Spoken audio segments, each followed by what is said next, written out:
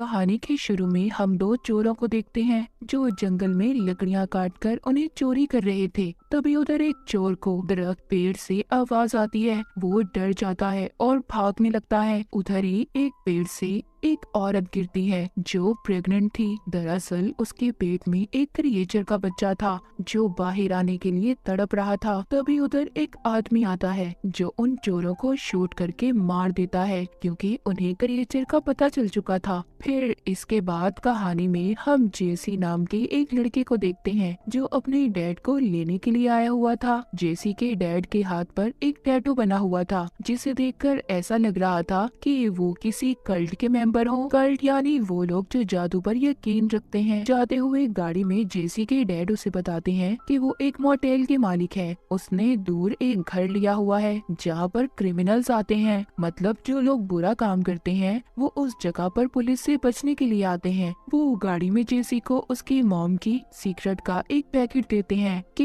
ये तुम्हारी मॉम की आखिरी निशानी है और यही वजह थी कि तुम्हारी माँ की जल्दी मौत हो गई। हम देखते हैं कि उनकी गाड़ी के पीछे एक बूढ़ा आदमी बैठा था जो एक क्रिमिनल था और पुलिस से बचकर बॉर्डर को पार करना चाहता था। जेसी के डैड दोनों को अपने मोटेल में ले आए थे। वो जेसी के साथ खाना खाते हुए कहते हैं कि ये जगह शहर से बहुत दूर है, यहाँ पर हमारे डेबिट क्रेडिट कार्ड्स कुछ काम के नहीं है और यहाँ पर अक्सर खाने की भी तंगी हो जाती है। जो बूढ़ा आदमी इनके साथ आया हुआ था वो जेसी के डैड से कहता है कि मुझे कमरा दिखा दे, मैं आराम करना चाहता हूँ। दरअसल इसे एक लड़की एंजली ने भेजा था जो जेसी के डैड के साथ मिलकर काम किया करती थी। इस काम के जेसी के डैड उसे पैसे दिया करते थे। मोटेल में बूढ़ा आदमी जेसी के डैड से अपने कमरे में जाने का कहता है और ये भी कहता है कि अगर उसे रहने का कमरा न दिया गया तो वो अपने पैसे वापस ले लेगा। मगर जेसी के डैड कहते हैं थोड़ा इंतजार करो। फिर ये दोनों को मोटेल के बेसमेंट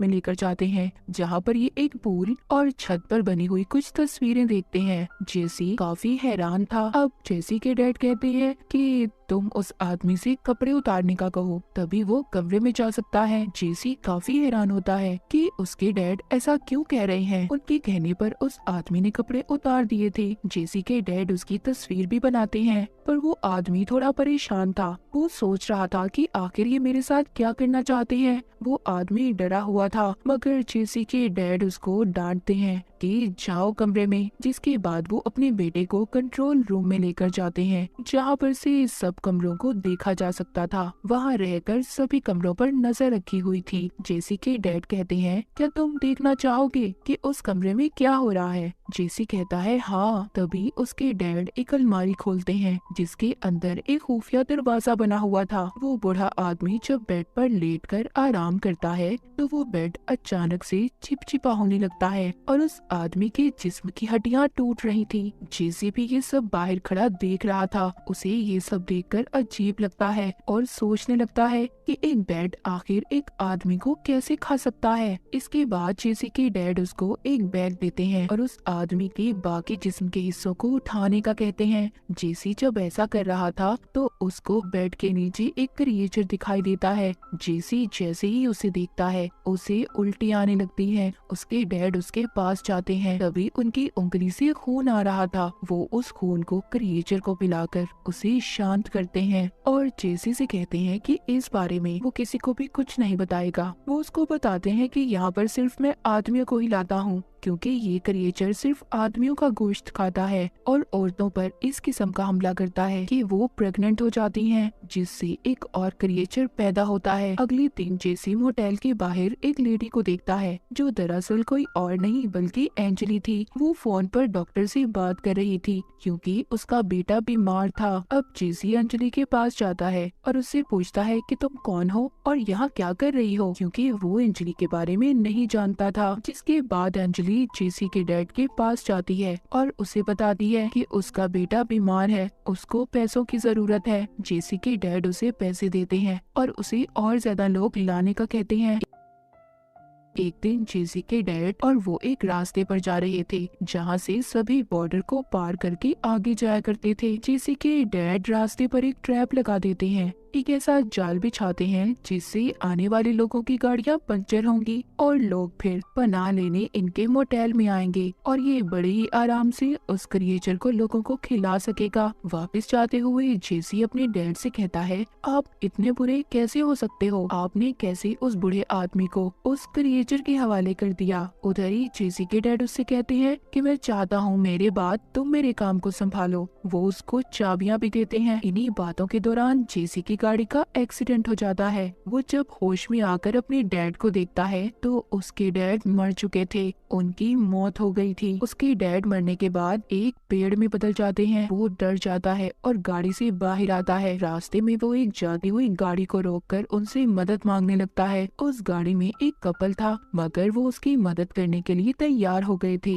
जेसी अब उनको अपने मोटेल ले आया था जहाँ पर एंजली उसका इलाज करती है और उससे कहती है कि मैं 3 क्रिमिनल्स को अपने साथ लाई हूँ जिसके मुझे पैसे चाहिए। जेसी उससे कहता है, अभी मेरे पास पैसे नहीं है, मेरे डैड की मौत हो चुकी है। जिसके बाद जेसी उन लोगों से मिलने जाता है और उन्हें खाना भी देता है मगर खाना बहुत कम था। एक आदमी कहता है, ये खाना तो बहुत कम है और तो हमारा पेट भी तो नहीं भरेगा इससे। जिस पर जेसी उनसे झूठ बोलता है और कहता है, देखो ये जगह बहुत दूर है और मेरे डैड जल्दी खाना लेकर आ जाएंगे, वो खाना ही तो लेने गए हुए हैं। अब खैर थोड़ा थोड़ा खाना खाने के बाद सब अपने अपने कमरों में चले जाते हैं और जेसी कंट्रोल रूम में बैठकर सबकी बातें सुनने लगता है क्योंकि उसके डैड ने यहाँ के हर कमरे में कैमरा लगाया हुआ था। वो कपल आपस में बात कर रहा था। उसमें से लड़का कहता है, हमें यहाँ पर नहीं आना चाहिए था, मगर लड़की कहती है, अगर हम उस लड़के की मदद ना करते तो वो तो मर जाता ना, और मुझे बिल्कुल अच्छा नहीं लगता। उधर वो तीनों क्रिमिनल्स भी अपने घर जाने के बारे में बात कर रहे थे। तभी जेसी देखता है कि एंजली उस क्रिएचर के कमरे को चाकू से खोलने की कोशिश कर रही थी। फौरन से जेसी उसके पास जाता है और उसे वो कमरा खोलने से मना करता है। एंजली कहती है, मैं जानती हूँ तुम्हारे डैड ने पैसे इसी कमरे में छुपाए हुए हैं। वो समझाता है, कहता है, देखो बात समझने की कोशिश करो, उस कमरे में कोई पैसे नहीं है। मगर वो नहीं सुनती और दरवाजा खोल देती है और जाते ही उसमें पैसों को ढूंढने लगती है, लेकिन उसे कुछ भी नहीं मिलता।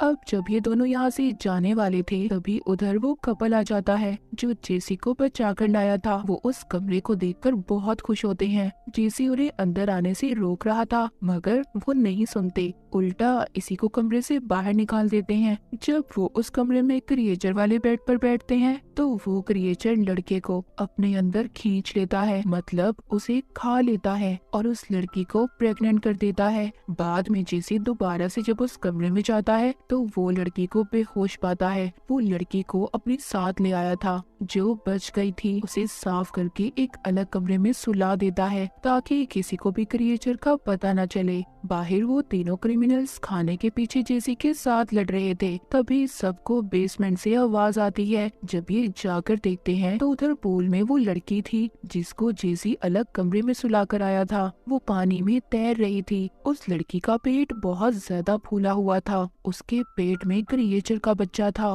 वो दर्द से तड़प रही थी। वो सबसे कहती है कि कोई उसके पेट को काट दे और जो भी चीज उसके पेट में है उसे बाहर निकाल दे, मगर किसी के अंदर भी ऐसा करने की हिम्मत कहाँ थी। वो लड़की खुद ही अपने पेट को काट देती है। हम देखते हैं उसके पेट से अजीब सा क्रिएचर बाहर निकलता है और निकलते ही उधर एक आदमी पर हमला कर देता है, पर उसको उसके दोस्त बचा लेते हैं। वो क्रिएचर अब वहाँ से भाग गया था। जो 3 क्रिमिनल्स आदमी थे उनमें से एक जेसी से कहता है, हमें जल्दी यहाँ से निकलना होगा वरना वो क्रिएचर हम सबको मार देगा। जब ये यहाँ से जाने लगते हैं तो देखते हैं किसी ने इनकी गाड़ी को पंचर कर दिया था। वो वापस अंदर आकर एंजली से पूछते हैं क्योंकि इन्हें यहाँ पर एंजली ही लाई थी। वो उससे कहते हैं, जरूर तुमने ही ऐसा किया होगा, मगर तभी इन्हें बहुत खौफनाक डरावनी आवाज सुनाई देती है जो उसी क्रिएचर की थी जिसको जेसी के डैड ने रखा हुआ था। इसीलिए सब बहुत ज्यादा डर जाते हैं।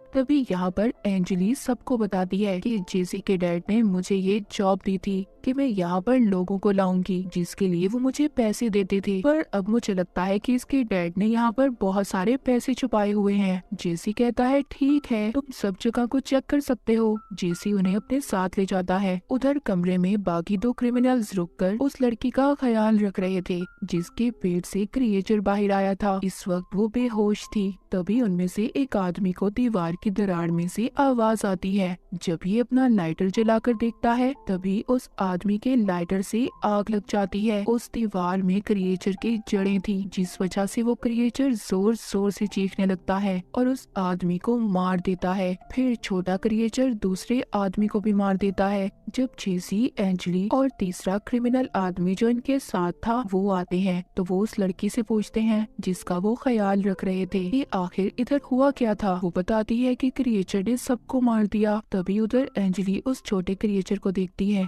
और उसे गोद में उठा लेती है। कहती है ये तो बहुत मासूम है, इसे नहीं पता कि ये क्या कर रहा है। तभी जेसी उस बच्चे को उठाकर जलती हुई आग में फेंक देता है और एंजली से कहता है समझने की कोशिश करो, इससे सबकी जान को खतरा हो सकता है। हम देखते हैं कि उस बच्चे के मरने से बड़े क्रिएचर को गुस्सा आ गया था। वो जोर जोर से चिल्लाता है। उधर ही क्रिमिनल आदमी एंजली को पानी में डुबोकर मारने वाला था क्योंकि उसे उस पर गुस्सा आ रहा था। वही इन सबको यहाँ पर लाई थी। वो अपने दोस्तों की मौत का कसूरवार भी एंजली को बता रहा था। उससे कहता है कि सब तुम्हारी वजह से हुआ है, लेकिन जेसी कहता है देखो एंजली को छोड़ दो, सब मैंने किया है। वो उसे छोड़कर जेसी को पकड़ लेता है, मगर जेसी जब देखता है कि पानी में क्रिएचर आ चुका है वो उस क्रिमिनल आदमी को बातों में लगाता है। जब ही क्रिएचर उस आदमी पर हमला कर देता है, मगर उस आदमी ने चाकू से उस क्रिएचर की जड़ को काट दिया था और खुद को बचा लेता है। साथ ही जेसी और एंजली भी इसी बात का फायदा उठाकर भागने की कोशिश करते हैं। अब वो यहाँ से उस लड़की को लेकर जाने वाले थे। उधर वो आदमी भी अभी इन्हें ढूंढ रहा था। यहाँ से बाहर जाते हुए वो लड़की बहुत सारा खाना देखती है। जेसी उसको बताता है कि ये तो हमने मुश्किल वक्त के लिए रखा हुआ था। तभी उधर क्रिमिनल आ जाता है। इस बार जेसी उसको क्रिएचर के कमरे में ले गया था और बेड पर फेंक देता है, मगर उस आदमी को समझ नहीं आती कि आखिर जेसी उसके साथ करना क्या चाहता था। वो जेसी पर हंसने लगता है और फिर जेसी पर हमला करके उसका गला दबाने लगता है क्योंकि उसे लग रहा था कि जेसी की वजह से ही उसके दोस्तों की जान गई है। उधर ही एंजली भी आ गई थी और उस पर चाकू से हमला कर देती है, जिससे वो बेड पर गिर जाता है। बेड पर गिरते ही क्रिएचर आ गया था जो उसको खींचकर खा जाता है। अब जेसी और एंजली बाहर आ गए थे और गाड़ी को स्टार्ट करके उसके गर्म होने का इंतजार करते हैं। जेसी अंदर जाकर अपना सामान लेने जाता है। वो अब उसी क्रिएचर को देखता है जो अजीब एक पेड़ की तरह दिख रहा था। वो क्रिएचर जेसी पर हमला करने वाला था, मगर उसकी जड़ें वहीं पर फंसी हुई थी। जिसके बाद जेसी ये फैसला करता है कि ये इसको खत्म कर देगा ताकि आइंदा ये क्रिएचर किसी को नुकसान न पहुंचाए। जैसे ही ये बेड वाले कमरे में जाता है, उधर एंजली बैठी थी जो बैठ कर रो रही थी क्योंकि उसका बेटा मर चुका था, मगर जेसी उस बेड को आग लगा देता है। अब जब ये यहाँ से जाने वाले थे तभी एंजली को अपने पेट में कुछ महसूस हो रहा था